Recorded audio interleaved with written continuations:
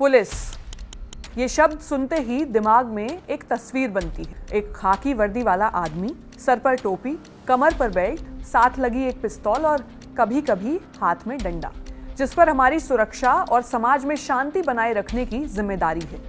लेकिन फिर ऐसा क्यों होता है कि ज्यादातर लोग सड़क पर पुलिस देखते ही दूरी बना लेते हैं और अगर कभी जरूरत पड़ भी जाए तो पूरी कोशिश होती है कि पुलिस स्टेशन ना जाना पड़े, क्योंकि एक डर बैठा हुआ है। घर पर पुलिस का आना अपने आप आपको लेबल कर देता है, आसपास के लोगों में अलग या गलत छवि बन जाती है। ये डर है। लोग डरते हैं खाकी वर्दी से। ये बात शायद खाकी वर्दी को भी पता है। सड़क पर कोई हादसा हो जाए तो लोग वहां से बचकर निकलने लगते हैं। जो लोग रुकते भी हैं तो उनमें ज्यादातर उसकी वीडियो बनाते हैं या तमाशबीन बने खड़े रहते हैं। मदद का हाथ अक्सर कोई इसलिए भी नहीं बढ़ा पाता कि पुलिस स्टेशन के चक्कर ना लगाने पड़े। ये डर ही तो है, लेकिन ये डर बना क्यों? शायद ये तस्वीरें देखकर आप बेहतर समझ पाएंगे। नमस्कार, मैं मेधा और आप देख रहे हैं जिस्ट। मारेंगे तमाचा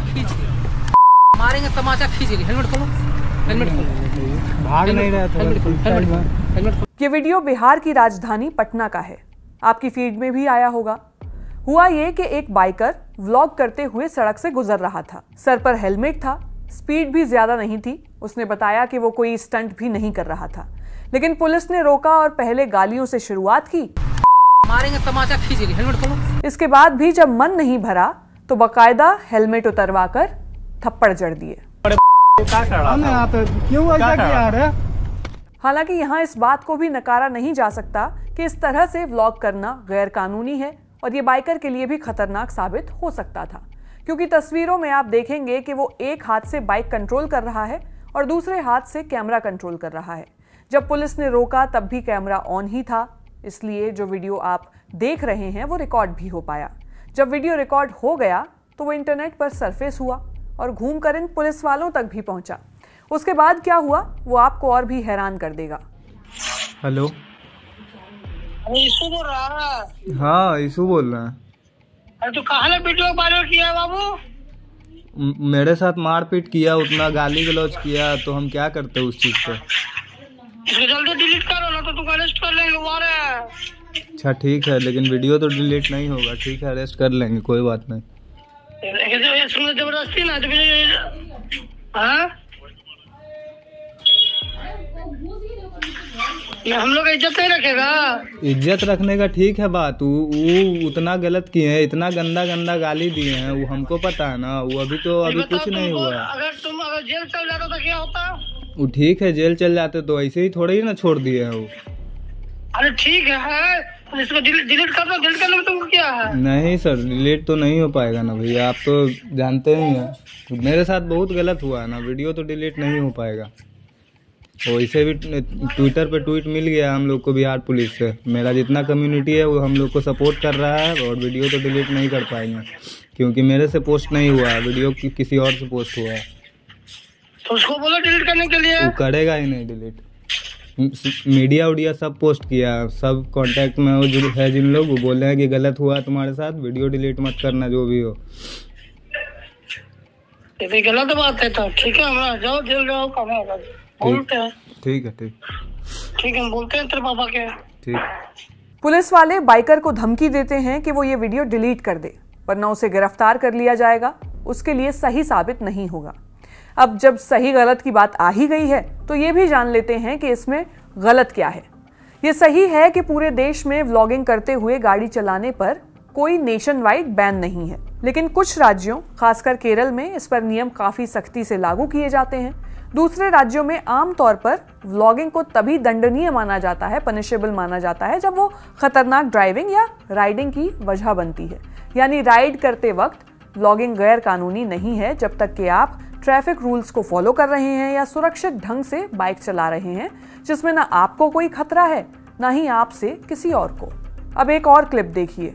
ये वीडियो उत्तर प्रदेश के झांसी जिले के पुलिस स्टेशन का है।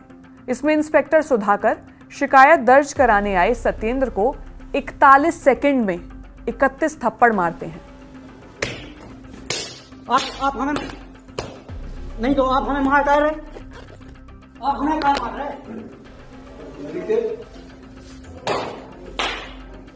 इसका क्या होगा पहले हम बता रहे हैं ना तो आप हमें टाइम मत गए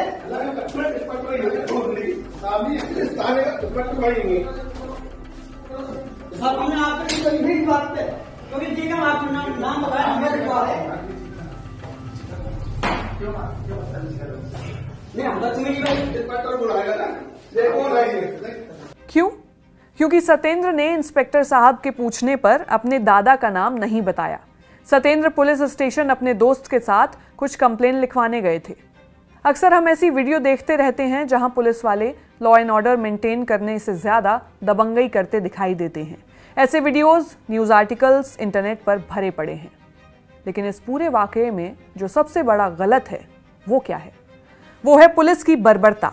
भारतीय संविधान साफ कहता है कि पुलिस कस्टडी में किसी भी तरह के टॉर्चर प्रतिबंधित हैं, लेकिन पुलिस ब्रूटैलिटी और अब्यूज के केसेस हमारे देश में बहुत ही आम हो चुके हैं। इतने आम कि हो सकता है आपके साथ हुआ भी हो या आपने अपने आसपास देखा हो। एनसीआरबी के डेटा के हिसाब से 2011 से 2022 तक 1107 लोगों की मौत पुलिस कस्टडी में हुई। और अफसोस की बात यह है कि पुलिस कस्टडी में वायलेंस और पुलिस का नागरिकों के साथ बदसलूकी करना इस तरह नॉर्मलाइज कर दिया गया है कि मारपीट, गाली गलौज या पुलिस की भाषा में कहें तो थर्ड डिग्री एक स्मार्टर तरीका समझा जाता है किसी भी केस को सॉल्व करने का। जबकि न्यूरो साइंस की माने तो अधिक टॉर्चर करने से दिमाग का प्रीफ्रंटल कॉर्टेक्स और हिपोकैम्पस काम करना बंद कर देते हैं। इसको आसान भाषा में अगर समझें तो दिमाग का वो हिस्सा जो ठीक तरह से सोचने, समझने और कुछ पुराना याद करने में काम आता है, वो ऐसे में काम करना बंद कर देता है। और टॉर्चर से बचने के लिए वो व्यक्ति सच के बजाय झूठ ही कबूल कर लेता है। और अक्सर इस ब्रूटैलिटी को ये कहकर जस्टिफाई कर दिया जाता है कि हीनस क्राइम्स या टेररिज्म के केसेस में ऐसा करना बहुत ज़रूरी होता है। पर क्या ऐसा असल में ज़रूरी है?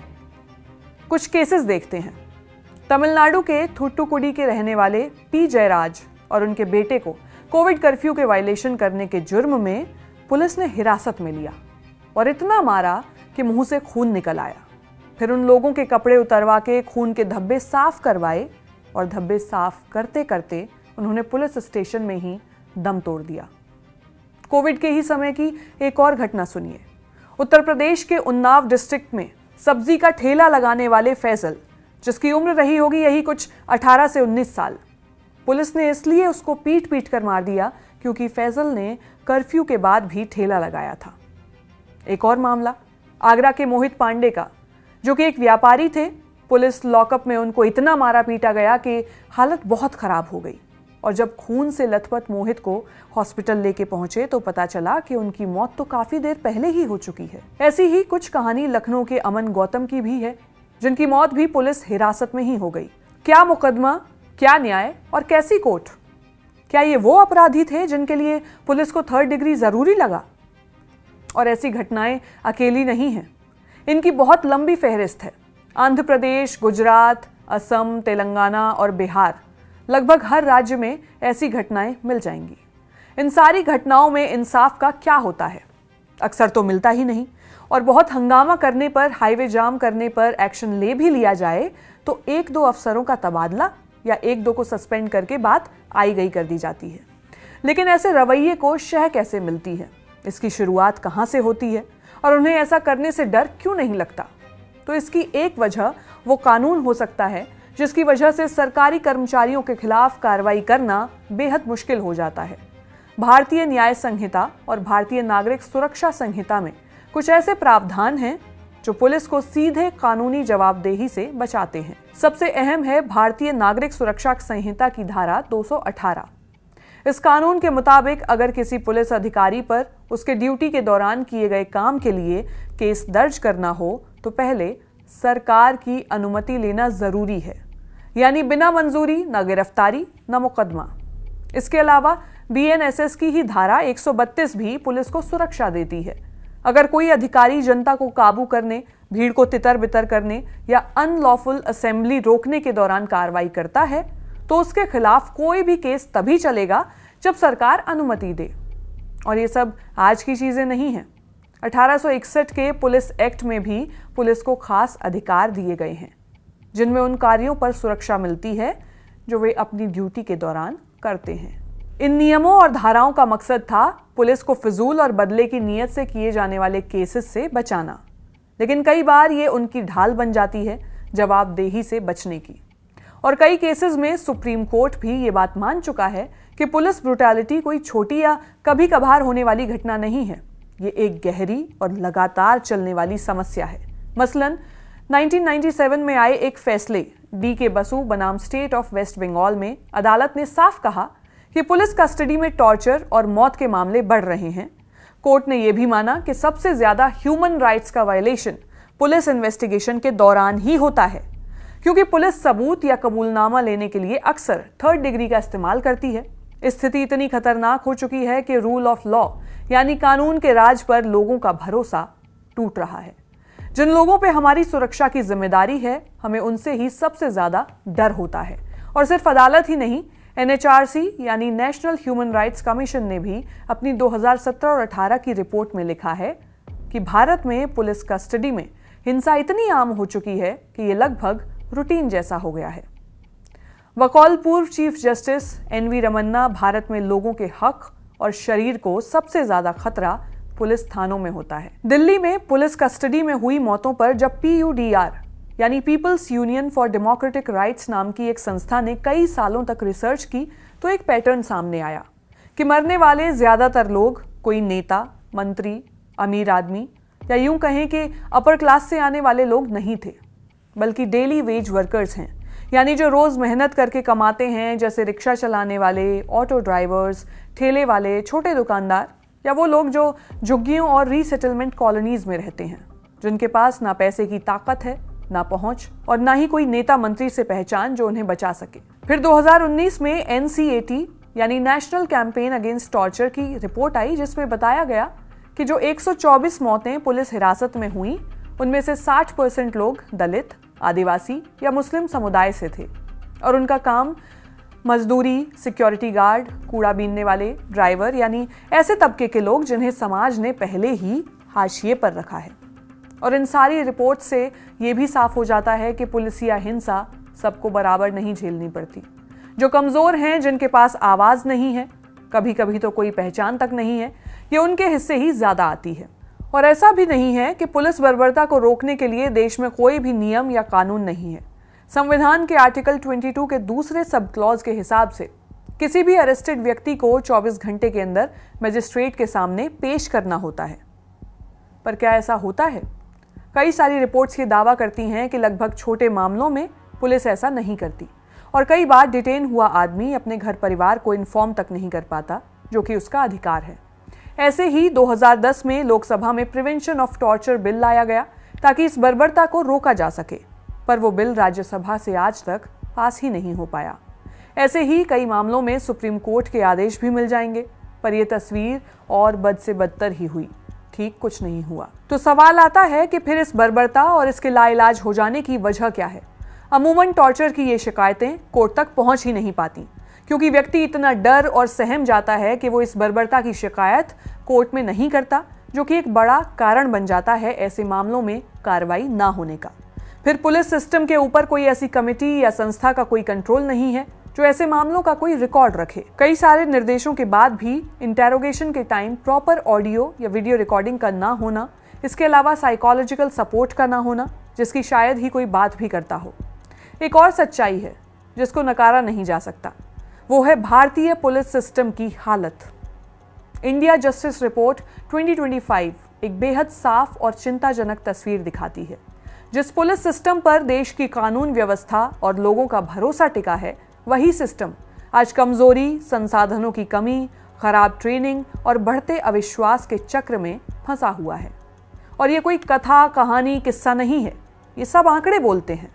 देश में पुलिस जनसंख्या अनुपात 1:155 मतलब 1:155 है। मतलब 1 लाख लोगों पर सिर्फ 155 पुलिसकर्मी हैं, जबकि भारत सरकार ने ये मानक 197.5 और यूएन में ये 222 है।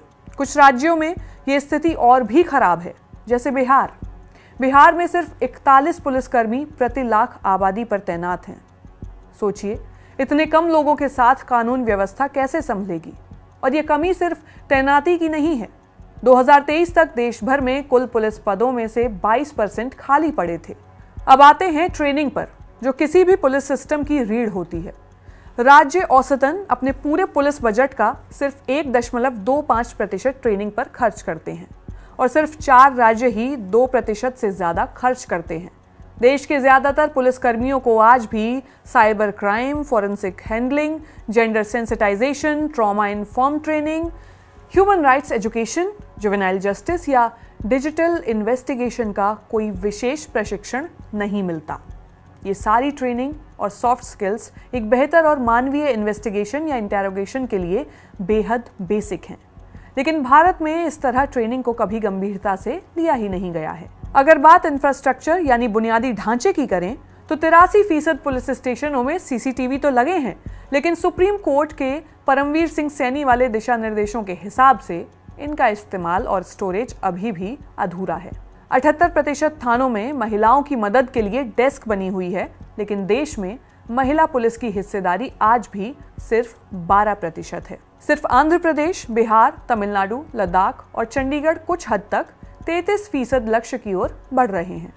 और अगर इस व्यवस्था को रूरल अर्बन के लेंस से देखें तो 2017 से 2022 के बीच जहां शहरी थानों में 4% की बढ़ोतरी हुई है, वहीं ग्रामीण थानों में यानी रूरल एरियाज में जो पुलिस स्टेशंस हैं उनमें 7% ही कमी दर्ज की गई है। शहरों में एक थाना औसतन 20 वर्ग किलोमीटर संभालता है, लेकिन ग्रामीण इलाकों में एक थाना 300 वर्ग किलोमीटर तक फैला होता है। यानी ग्रामीण नागरिकों के लिए पुलिस तक पहुंचना आज भी बेहद मुश्किल है। और आखिर में बात भरोसे की। कम्युनिटी पुलिसिंग यानी पुलिस और जनता के बीच संवाद और रिश्ते मजबूत करने वाली व्यवस्था देश के ज्यादातर हिस्सों में या तो ये है ही नहीं या सिर्फ कागजों में है। जहां मौजूद है वहां भी इसका बजट सबसे कम होता है। ऐसी जर्जर हालत में काम करना और इतना वर्कलोड किसी भी व्यक्ति के मेंटल हेल्थ पे कितना गंभीर प्रभाव डाल सकता है, ये शायद आप अब तक अंदाजा लगा लेंगे। पुलिस वालों को मेंटल हेल्थ सपोर्ट जैसी ज़रूरी सुविधाएं न देना, उनमें anger issue, short temperament, frustration इसकी वजह बनती हैं। अब सवाल ये है कि आगे क्या? कॉमन कॉज नाम की एक संस्था status of policing in India पर अपनी रिपोर्ट में ये कहती है कि पुलिसिंग पर और ज़्यादा निगरानी, अकाउंटेबिलिटी यानी जवाबदेही और सिस्टम में पारदर्शिता ज़रूरी है। और ये बात उसी महकमे में काम करने वाले अधिकारियों से बात करने के बाद ही लिखी गई है। एक अहम सुझाव ये सामने आया है कि जुडिशियल मजिस्ट्रेट्स अरेस्टेड व्यक्तियों से सक्रिय रूप से यानी एक्टिवली उनसे बातचीत करें, ताकि वही मुद्दे जो इस रिपोर्ट में सामने आए हैं, जैसे इन्वेस्टिगेशन के वायलेंट तरीकों पर डिपेंडेंट होना, टॉर्चर को उपयोगी मानना, ज़रूरी मानना, कानूनी प्रक्रियाओं को नज़रअंदाज करना और जवाबदेही से बचना, इन पर खुलकर सवाल उठ सकें। अगर सिस्टम में ऐसा माहौल बने जहां टॉर्चर पर सवाल पूछना और सुधार की बात करना सामान्य हो जाए, तो इससे लोगों की पुलिस के प्रति समझ भी बदलेगी। लोग समझ पाएंगे कि पुलिस के कानूनी अधिकार क्या हैं, कौन सी शक्तियां वैध हैं यानी लीगल हैं, कहां कानून की सीमा खत्म होती है और कहां हिंसा साफ तौर पर अपराध है। ऐसी बातचीत सिर्फ यातना खत्म करने का रास्ता नहीं खोलेगी, बल्कि पुलिस और जनता के रिश्ते के बीच की खाई को भी भरेगी। आखिर में ये सारा पुलिस महकमा, सारी कानूनी किताबें, सारे अफसरों का क्या अर्थ होगा अगर इससे हमारे समाज में हिंसा और अपराध कम ना होते हों। डर का कोई रंग नहीं होता, लेकिन कुछ समय से खाकी डर का रंग बनता जा रहा है, जिसका जिक्र हमने एपिसोड की शुरुआत में किया। जब तक ये डर नहीं जाएगा, तब तक देश का आम नागरिक पुलिस और पुलिसिया तंत्र को संदेह से देखता रहेगा। आपकी इस पर क्या राय है? साथ ही हमें इसी तरह समाज और नागरिकों को प्रभावित करने वाले किन मुद्दों पर बात करनी चाहिए, आप हमें कमेंट सेक्शन में जरूर बताइएगा। बेहद शुक्रिया। आप देख रहे थे जिस्ट।